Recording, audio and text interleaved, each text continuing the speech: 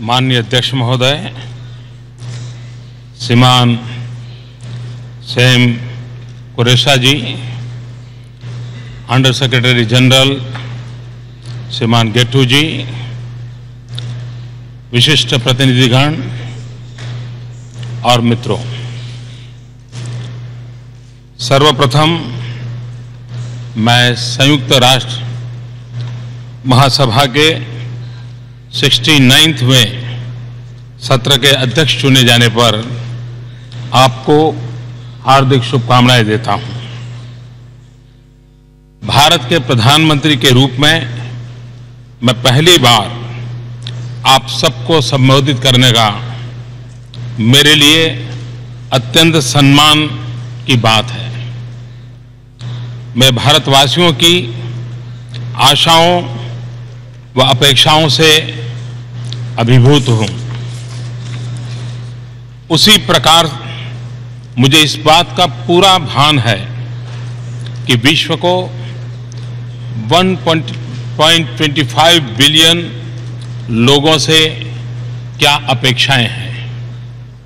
भारत वह देश है जहां मानवता का 6वां हिस्सा आबाद है। भारत ऐसे व्यापक पैमाने पर आर्थिक व सामाजिक बदलाव से गुजर रहा है जिसका उदाहरण इतिहास में दुर्लभ है। प्रत्येक राष्ट्र की विश्व की अवधारणा उसकी सभ्यता व उसकी दार्शनिक परंपरा के आधार पर निरूपित होती है। भारत का चिरंतन विवेक समस्त विश्व को एक कुटुंब के रूप में देखता है। और मैं जब ये बात कहता हूं तो मैं साफ करता हूं कि हर देश की अपनी एक फिलॉसफी होती है। मैं आइडियोलॉजी के संबंध में नहीं कह रहा हूं। और देश उस फिलॉसफी की प्रेरणा से आगे बढ़ता है।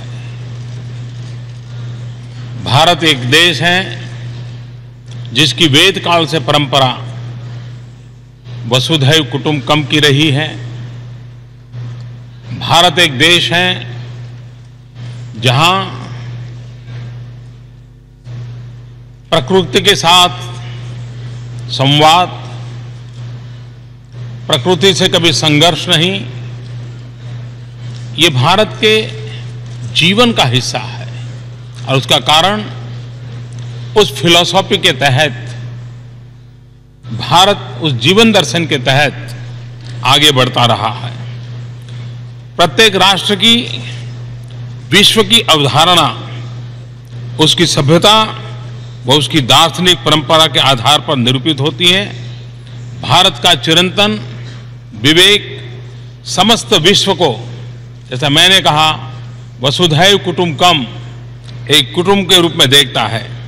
भारत एक ऐसा राष्ट्र है जो केवल अपने लिए नहीं बल्कि विश्व पर्यंत न्याय, जस्टिस, गरिमा, डिग्निटी, अवसर, अपॉर्चुनिटी एवं समृद्धि, प्रॉस्पेरिटी के हक में आवाज उठाता रहा है।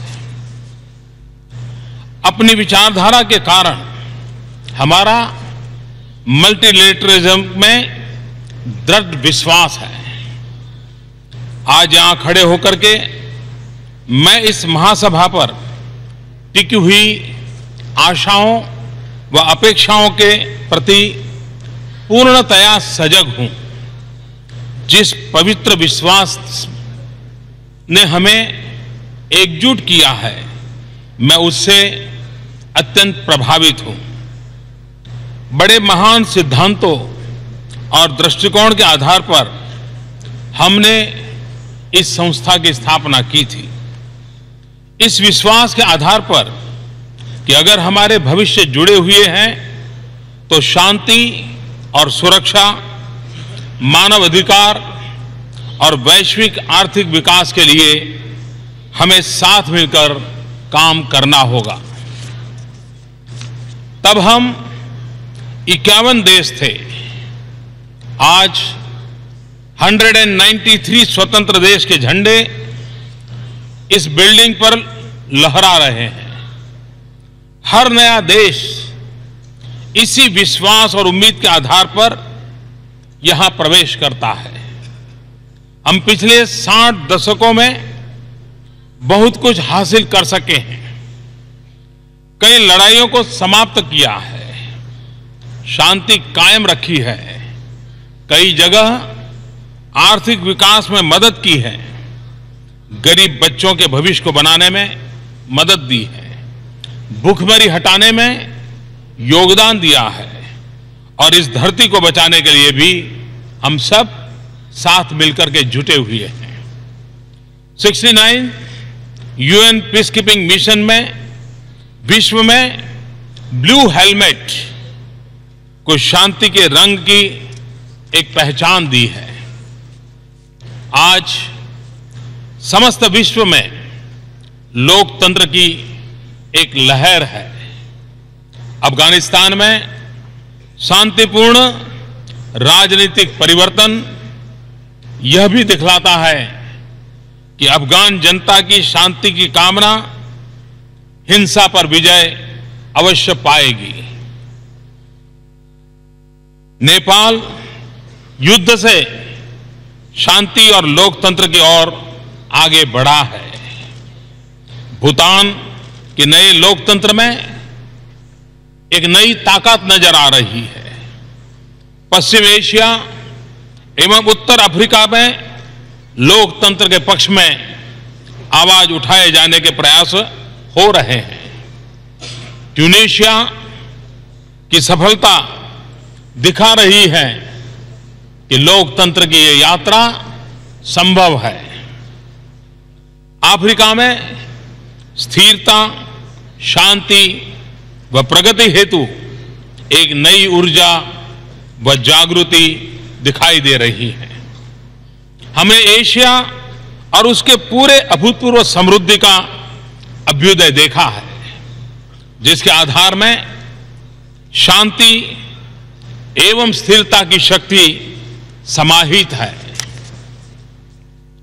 अपार संभावनाओं से समृद्ध महादेश लैटिन अमेरिका स्थिरता एवं समृद्धि में साझा प्रयास में एकजुट हो रहा है। यह महादेश विश्व समुदाय के लिए एक महत्वपूर्ण आधार स्तंभ सिद्ध हो सकता है। भारत अपनी प्रगति के लिए एक शांतिपूर्ण और स्थिर अंतर्राष्ट्रीय वातावरण की अपेक्षा करता है। हमारा भविष्य हमारे पड़ोस से जुड़ा हुआ है। इसी कारण मेरी सरकार ने पहले ही दिन से पड़ोसी देशों से मित्रता और सहयोग बढ़ाने पर पूरी प्राथमिकता दी है और पाकिस्तान के प्रति भी मेरी यही नीति है। मैं पाकिस्तान से मित्रता और सहयोग बढ़ाने के लिए पूरी गंभीरता से शांतिपूर्ण वातावरण में बिना आतंक के साये के साथ द्विपक्षीय वार्ता करना चाहता हूं, लेकिन पाकिस्तान का भी यह दायित्व है कि उपयुक्त वातावरण बनाए और गंभीरता से द्विपक्षीय बातचीत के लिए सामने आए और इस मंच पर बात उठाने से समाधान के प्रयास कितने सफल होंगे, इस पर कईयों को शक है। आज हमें बाढ़ से पीड़ित कश्मीर के लोगों को सहायता देने पर ध्यान देना चाहिए, जो हमने भारत में बड़े पैमाने पर आयोजित किया है और इसके लिए सिर्फ भारत में कश्मीर उसी का ख्याल रखने पर हम रुके नहीं है। हमने पाकिस्तान को भी कहा क्योंकि उस क्षेत्र में भी बाढ़ का असर था। हमने उनको भी कहा कि हम जिस प्रकार से कश्मीर में बाढ़ पीड़ितों की सेवा कर रहे हैं, हम पाकिस्तान में भी उन बाढ़ पीड़ितों की सेवा करने के लिए हमने सामने से प्रस्ताव रखा था। हम विकासशील विश्व का हिस्सा है, लेकिन हम अपने सीमित संसाधनों को उन सभी के साथ साझा करने के इच्छुक हैं जिन्हें इनकी नितांत आवश्यकता है। दूसरी ओर आज विश्व बड़े स्तर के तनाव व उथल पुथल की स्थितियों से गुजर रहा है। बड़े युद्ध नहीं हो रहे हैं, परंतु तनाव एवं संघर्ष सब दूर नजर आ रहा है, बहुतेरे हैं। शांति का अभाव है तथा भविष्य के प्रति अनिश्चितता है। आज भी व्यापक रूप से गरीबी फैली हुई है। एक होता हुआ एशिया प्रशांत क्षेत्र, एशिया पैसिफिक रीजन अभी भी समुद्रवर्ती सुरक्षा, जो कि इसके भविष्य के लिए आधारभूत महत्व रखती है, को लेकर बहुत चिंतित है। यूरोप के सम्मुख नए विभाजन का खतरा मंडरा रहा है। पश्चिम एशिया में विभाजक रेखाएं और आतंकवाद बढ़ रहे हैं। हमारे अपने क्षेत्र में आतंकवाद के अस्थिरताकारी खतरे से जूझना जारी है। हम पिछले 4 दशक से इस संकट को झेल रहे हैं। आतंकवाद नए नए रूप और नाम से प्रकट होता जा रहा है। इसके खतरे से छोटा या बड़ा, उत्तर में हो या दक्षिण में, पूरब में हो या पश्चिम में, कोई भी देश मुक्त नहीं है। मुझे याद है जब मैं 20 साल पहले विश्व के कुछ नेताओं से मिलता था और आतंकवाद की चर्चा करता था, तो उनको ये बात गले नहीं उतरती थी। वो कहते थे तो लॉ एंड ऑर्डर प्रॉब्लम है। लेकिन धीरे धीरे आज पूरा विश्व देख रहा है कि आतंकवाद किस प्रकार के फैलाव करता चला जा रहा है। परंतु क्या हम वाकई इन ताकतों को से निपटने के लिए सम्मिलित रूप से ठोस अंतर्राष्ट्रीय प्रयास कर रहे हैं? और मैं मानता हूं यह सवाल बहुत गंभीर है। आज भी कई देश आतंकवादियों को अपने क्षेत्र में पनाह दे रहे हैं और आतंकवाद को अपनी नीति का उपकरण मानते हैं। और जब good terrorism and bad terrorism ये बातें सुनने को मिलती है, तब तो आतंकवाद के खिलाफ लड़ने की हमारी निष्ठाओं पर भी सवाल या निशान खड़े होते हैं। पश्चिम एशिया में आतंकवाद की पाशविकतापूर्ण वापसी तथा दूर और पास के देशों पर इसके प्रभाव को ध्यान में रखते हुए सम्मिलित कार्यवाही का स्वागत करते हैं। परंतु इसमें क्षेत्र के सभी देशों की भागीदारी और समर्थन अनिवार्य है। अगर हम टेररिज्म से लड़ना चाहते हैं तो क्यों न सबकी भागीदारी हो, क्यों न सबका साथ हो, और क्यों न उस बात पर आग्रह किया जाए।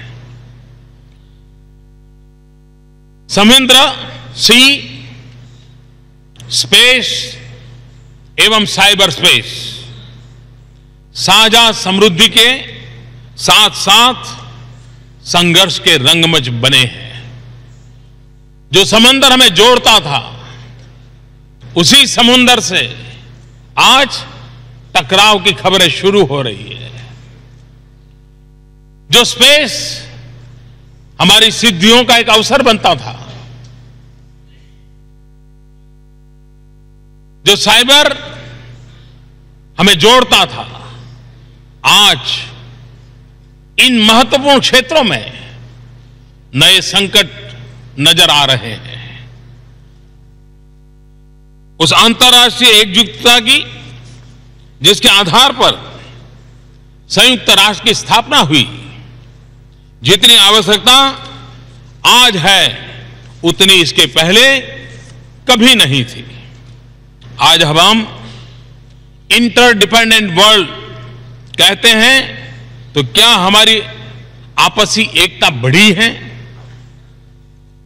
हमने सोचने की जरूरत है, क्या कारण है कि यूएन जैसा इतना अच्छा प्लेटफॉर्म हमारे पास होने के बाद भी अनेक जी समूह बनाते गए हम।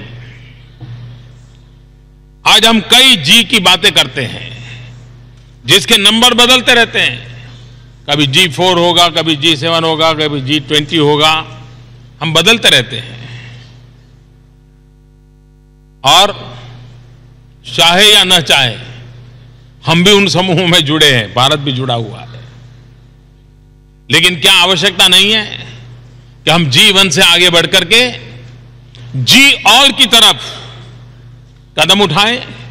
और जब यूएन अपने 70 वर्ष मनाने जा रहा है, तब ये जी ऑल का एटमॉस्फेयर कैसे बने?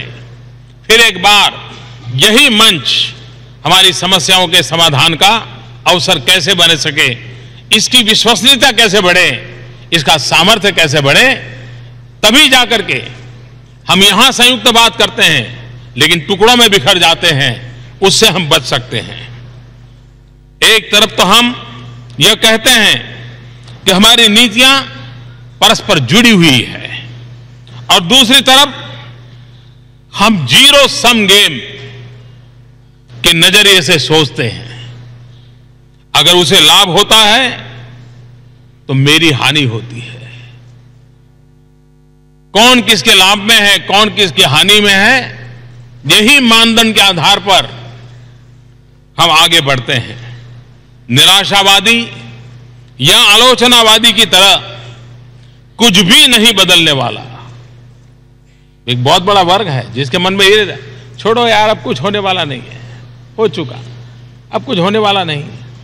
ये जो निराशावादी और आलोचनावादी माहौल है, ये कहना आसान है, परंतु अगर हम ऐसा करते हैं तो हम अपनी जिम्मेदारियों से भागने का जोखिम उठा रहे हैं। वो अपने सामूहिक भविष्य को हम खतरे में डाल रहे हैं। आइए हम अपने समय की मांग के अनुरूप अपने आप को ढालें। हम वास्तविक शांति के लिए कार्य करें। कोई भी एक देश या कुछ देशों का एक समूह विश्व की धारा को तय नहीं कर सकता। वास्तविक अंतर्राष्ट्रीय भागीदारी का होना यह समय की मांग है, यह अनिवार्य है। हमें देशों के बीच सार्थक संवाद एवं सहयोग सुनिश्चित करना है। हमारे प्रयासों का प्रारंभ यही संयुक्त राष्ट्र में होना चाहिए। संयुक्त राष्ट्र सुरक्षा परिषद में सुधार लाना, इसे अधिक जनतांत्रिक और भागीदारी परक बनाना हमारे लिए अनिवार्य है। 20वीं सदी की अनिवार्यताओं को प्रतिबिंबित करने वाली संस्थाएं 21वीं सदी में प्रभावी सिद्ध नहीं होंगी। इनके सम्मुख अप्रासंगिक होने का खतरा प्रस्तुत होगा। और मैं आग्रह से कहना चाहता हूं कि पिछली शताब्दी के आवश्यकताओं के अनुसार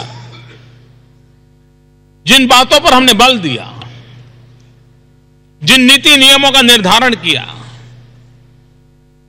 21वीं सदी में विश्व काफी बदल चुका है, बदल रहा है, और बदलने की गति भी बड़ी तेज है। ऐसे समय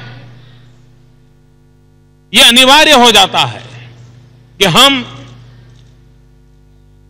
समय के साथ अपने आप को ढालें, हम परिवर्तन करें, हम नए विचारों पर बल दें। अगर ये हम कर पाएंगे तभी जाकर के हमारा रिलेवेंस रहेगा। हमें अपने सभी मतभेदों को दरकिनार कर आतंकवाद से लड़ने के लिए सम्मिलित अंतर्राष्ट्रीय प्रयास करना चाहिए। मैं आपसे यह अनुरोध करता हूं कि इस प्रयास के प्रतीक के रूप में आप comprehensive convention on international terrorism को पारित करें। ये बहुत लंबे अरसे से पेंडिंग मांग है, इस पर बल देने की आवश्यकता है। टेररिज्म के खिलाफ लड़ने की हमारी ताकत का वो एक परिचय होगा, और इसलिए हमारा देश जो टेररिज्म से इतने संकटों से गुजरा है, उसको हर हमेश लगता है कि जब तक यूएन इसमें इनिशिएटिव नहीं लेता है और जब तक हम comprehensive convention on international terrorism को पारित नहीं करते, हम वो विश्वास नहीं दिला सकते हैं। और इसलिए फिर एक बार भारत की तरफ से इस सम्मानीय सभागृह के सम्मुख बहुत आग्रहपूर्वक मैं अपनी बात बताना चाहता हूं। हमें आउटर स्पेस और साइबर स्पेस में शांति, स्थिरता एवं व्यवस्था सुनिश्चित करनी होगी। हमें मिलजुल करके काम करते हुए यह सुनिश्चित करना है कि सभी देश अंतर्राष्ट्रीय नियमों, मानदंडों का पालन करें।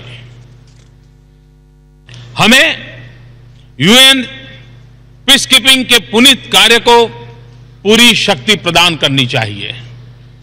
जो देश अपनी सैन्य टुकड़ियों का योगदान करते हैं, उन्हें निर्णय प्रक्रिया में शामिल करना चाहिए। निर्णय प्रक्रिया में शामिल करने से उनका हौसला बुलंद होगा। वो बहुत बड़ी मात्रा में त्याग करने को तैयार है, बलिदान देने को तैयार है, अपनी शक्ति और समय खर्च करने को तैयार है। लेकिन अगर हम उन्हें ही निर्णय प्रक्रिया से बाहर रखेंगे तो कब तक हम यूएन पीसकीपिंग फोर्स को प्राणवान बना सकते हैं, ताकतवर बना सकते हैं? इस पर भी गंभीरता से सोचने की आवश्यकता है। आइए हम सार्वभौमिक वैश्विक निःशस्त्रीकरण एवं अप्रसार हेतु अपने प्रयासों में दुगुनी शक्ति लगाएं। अपेक्षाकृत अधिक स्थिर तथा समावेशी विकास हेतु निरंतर प्रयासरत रहें। वैश्वीकरण ने विकास के नए ध्रुवों, नए उद्योगों और रोजगार के नए स्रोतों को जन्म दिया है, लेकिन साथ ही अरबों लोग गरीबी और अभाव के कगार पर जी रहे हैं। कई देश ऐसे हैं जो विश्वव्यापी आर्थिक तूफान के प्रभाव से बड़ी मुश्किल से बच पा रहे हैं। लेकिन इन सब में बदलाव लाना जितना मुमकिन आज लग रहा है, उतना पहले कभी नहीं लगता था। टेक्नोलॉजी ने बहुत कुछ संभव कर दिखाया है। इसे मुहैया करने में होने वाले खर्च में भी काफी कमी आई है।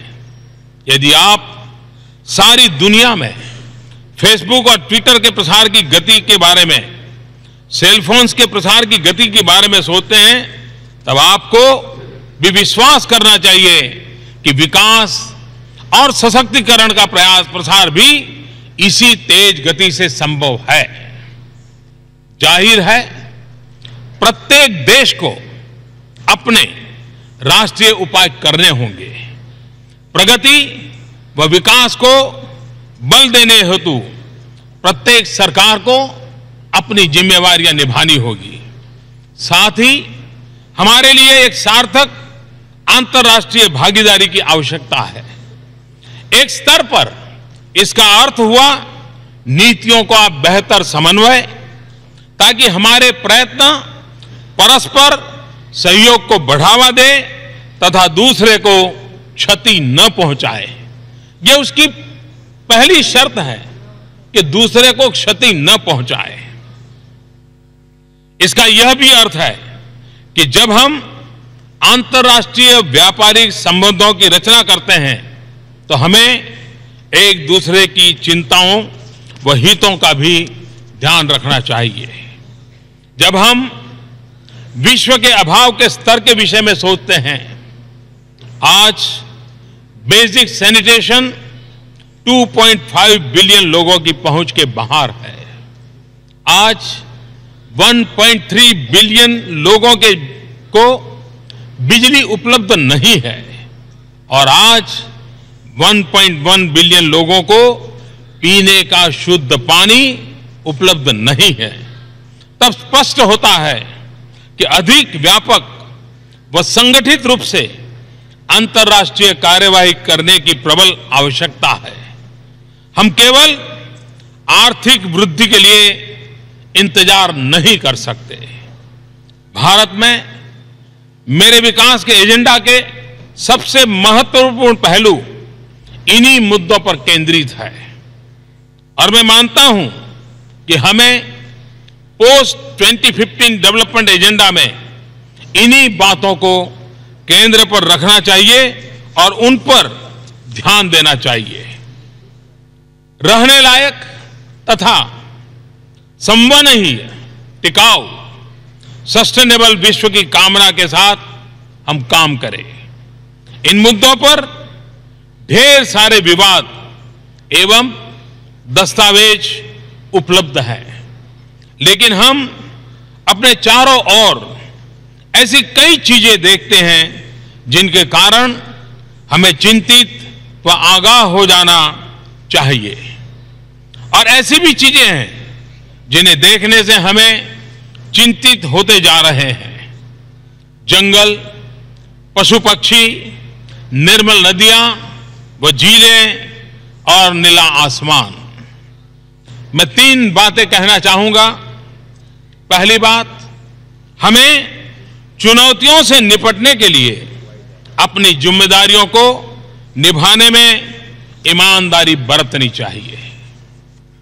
विश्व समुदाय ने सामूहिक कार्यवाही के सुंदर संतुलन को स्वीकारा है, जिसका स्वरूप कॉमन बट डिफरेंशिएटेड रिस्पॉन्सिबिलिटीज, इसे सतत कार्यवाही का आधार बनाना होगा।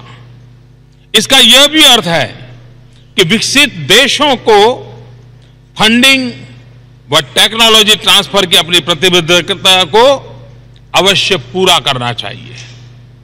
दूसरी बात, राष्ट्रीय कार्यवाही अनिवार्य है। टेक्नोलॉजी में बहुत कुछ संभव कर दिया है, जैसे नवीनीकरणीय ऊर्जा प्रौद्योगिकी, रिन्यूएबल एनर्जी टेक्नोलॉजी। आवश्यकता है तो सृजनशीलता व प्रतिबद्धता की। भारत अपनी टेक्नोलॉजी व क्षमता को साझा करने के लिए तैयार है, जैसा कि हमने हाल ही में सार्क देशों के लिए एक निःशुल्क उपग्रह की घोषणा की है। तीसरी बात, हमें अपनी जीवन शैली को बदलने की आवश्यकता है। जिस ऊर्जा का उपयोग न हुआ हो वह सबसे साफ ऊर्जा है। इससे आर्थिक नुकसान नहीं होगा, अर्थव्यवस्था को एक नई दिशा मिलेगी। हमारे भारतवर्ष में प्रकृति के प्रति आदर भाव आध्यात्म का अभिन्न अंग है। हम प्रकृति की देन को पवित्र मानते हैं। और मैं आज एक और विषय पर भी ध्यान आकर्षित करना चाहता हूं। जब हम क्लाइमेट चेंज की बात करते हैं, हम होलिस्टिक हेल्थ केयर की बात करते हैं, हम प्रकृति के साथ जुड़ने की बात करते हैं, हम जब बैक टू बेसिक की बात करते हैं, तब मैं उस विषय पर आज विशेष रूप से आपसे एक बात कहना चाहता हूं। योग हमारी पुरातन पारंपरिक अमूल्य देन है। योग मन व शरीर, विचार व कर्म, संयम व उपलब्धि की एकात्मता का तथा मानव व प्रकृति के बीच सामंजस्य का मूर्त रूप है। यह स्वास्थ्य व कल्याण का समग्र दृष्टिकोण है। योग केवल व्यायाम भर न होकर अपने आप से तथा विश्व व प्रकृति के साथ तादात्म्य को प्राप्त करने का माध्यम है।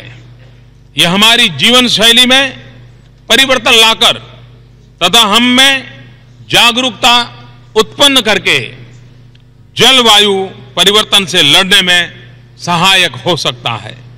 आइए हम एक अंतर्राष्ट्रीय योग दिवस को आरंभ करने की दिशा में कार्य करें।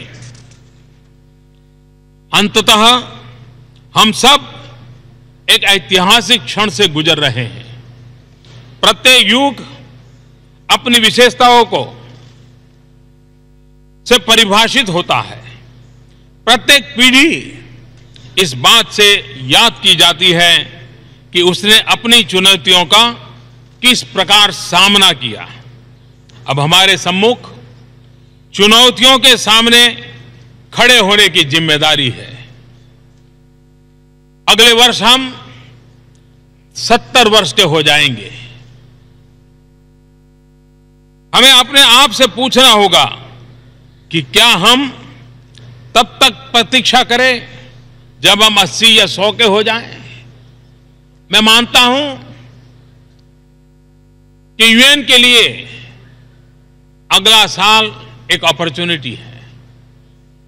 जब हम 70 साल की यात्रा के बाद लेखा जोखा लें, कहां से निकले थे, क्यों निकले थे, क्या मकसद था, क्या रास्ता था, कहां पहुंचे, कहां पहुंचना है, 21वीं सदी के कौन से पड़कार हैं, कौन सी चैलेंजेस हैं, उन सबको ध्यान में रखते हुए पूरा एक साल व्यापक विचार मंथन हो।